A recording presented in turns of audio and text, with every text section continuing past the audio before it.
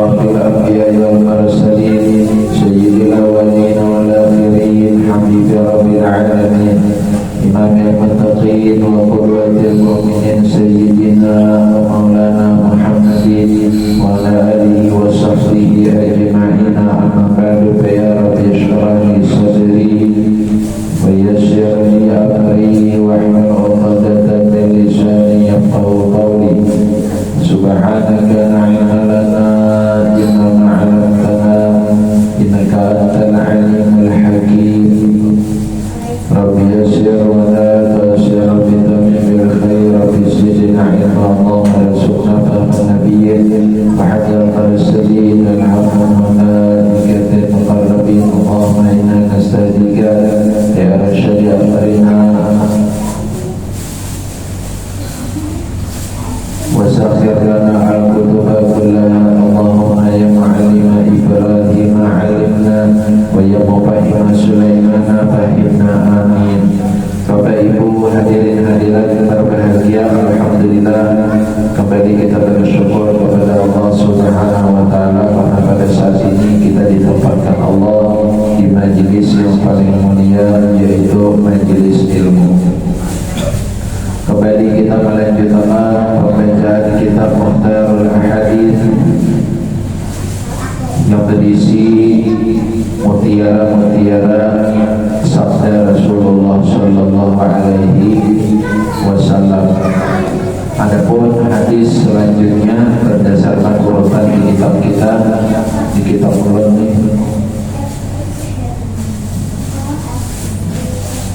yaitu hadis yang ke-31.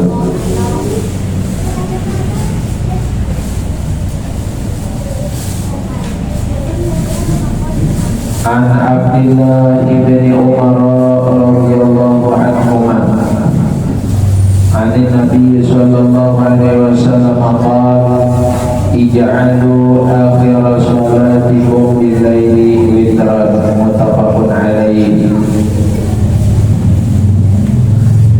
Dari sahabat Abdullah bin Umar, dari sahabat Abdullah bin Umar. Jadi ada Umarnya, berarti Abdullah bin Umar ini Abdullah putranya Sayyidina Umar, termasuk sahabat besar, termasuk sahabat yang diakui ilmunya oleh sahabat-sahabat yang lain, khususnya dalam ilmu kesunahan.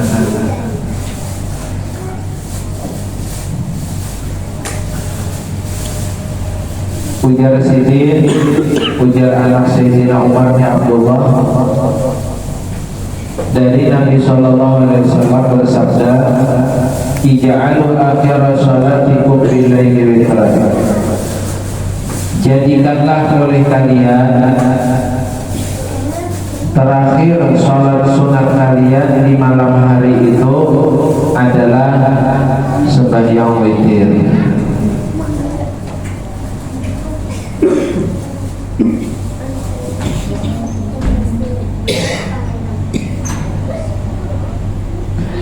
Bapak Ibu hadirin hadirat yang berbahagia, melalui hadis ini Nabi kita sallallahu alaihi wasallam memberikan tuntunan kepada kita untuk menutup malam kita.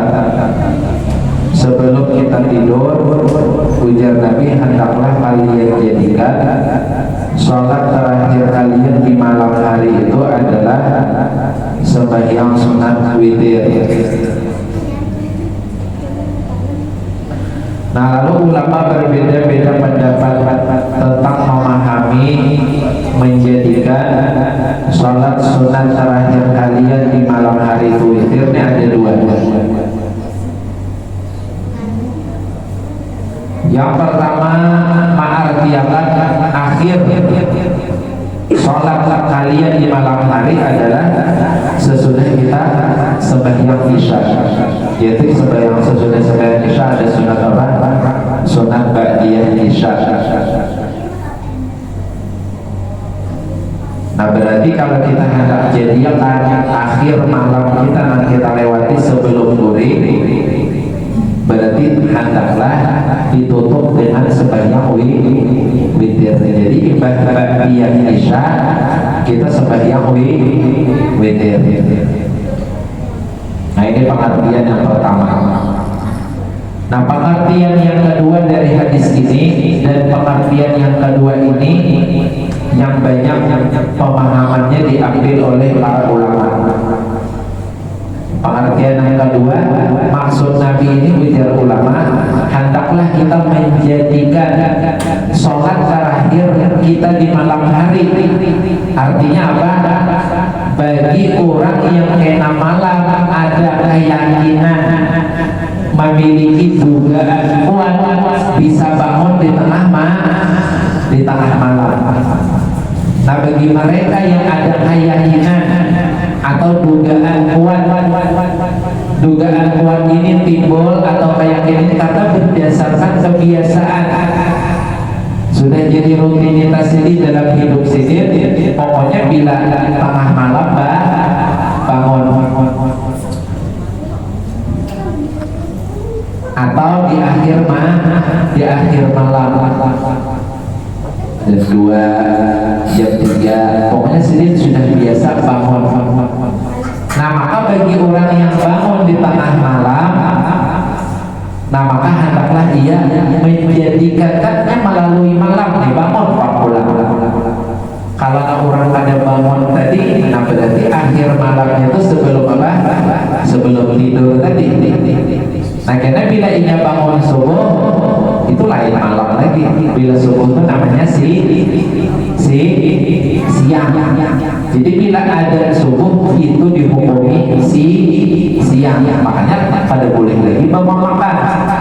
Bila kita puasa, bila ada subuh itu namanya siang. Tapi dalam pembagian siang itu namanya awal siang. Namanya mataharinya ketika itu fajar shadiq. Ada cahaya membias, membentang, namanya fajar shadiq. Nah, ini nama mataharinya dalam bahasa Arab disebut fajar shadiq. Sudah siang nih, tapi namanya awal siang. Nah, jadi bagi yang akhir malamnya sebelum tidur itu, makanya pokoknya ini kedepan jangan bangun lagi.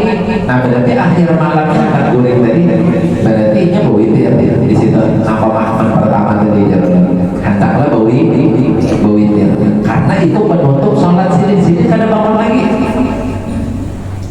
Sudah biasanya sudah tahu juga kalau pahan begawi, kalau pahan macam-macam, sudah tahu dah pada jangan terbangun juga subuh.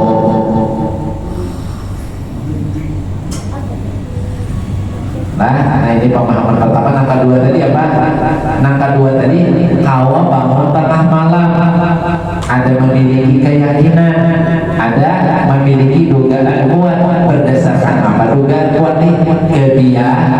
Kebiasaan. Ada Jepang sekali-sekali lah dalam sebulan tuh Allah benar itu pengantenan misalnya ada terbangun, atau yang datang begawian apakah musafir, ada Jepang. Cuma umumnya kita kan masing-masing bisa mengetahui kebiasaan diri kita. Umumnya aku terbangun aja bila malam.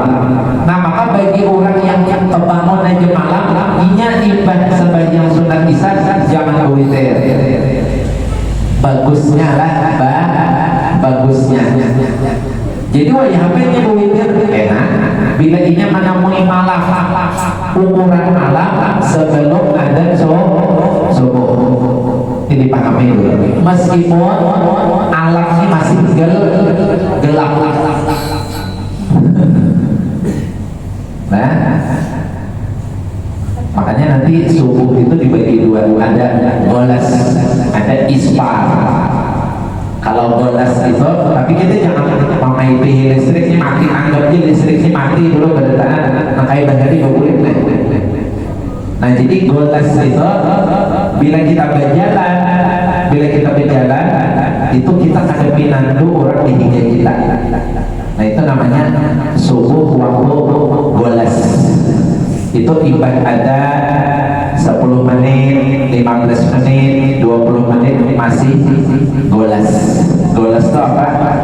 Bihaitsu la yanzuru ar-ra'i al-qariba minhu. Dalam kitab fikih itulah ini hadis berkaitan pembagian waktu subuh. Nah jadi kalau kehigaan berjalan tapi jangan memikirkan ada listrik, anggap aja kadang. Nah kata pinang dulu orang dihingganya. Nah jadi Nabi itu ujar Imam Syafi'i sebagiannya apa? Golas.